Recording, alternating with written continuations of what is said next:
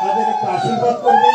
যতদিন জগতে থাকে এইরকম সৎসঙ্গ করে তার জীবনটা ঠাকুরের পায়ে চলে যেতে পারে, ঠাকুরের কৃপা স্থান পায়। এই আশীর্বাদ ভক্তদের কাছে আমি রাখছি।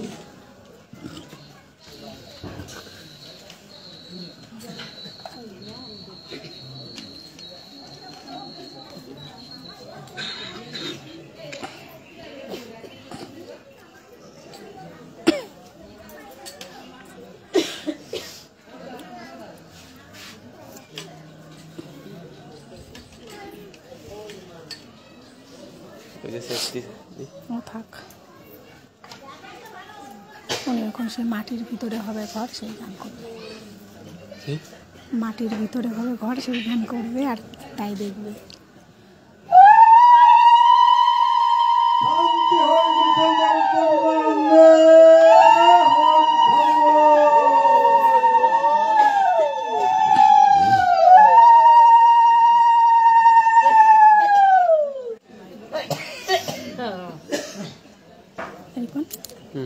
আমি তো লাইভ ওটা করছি। হ্যাঁ।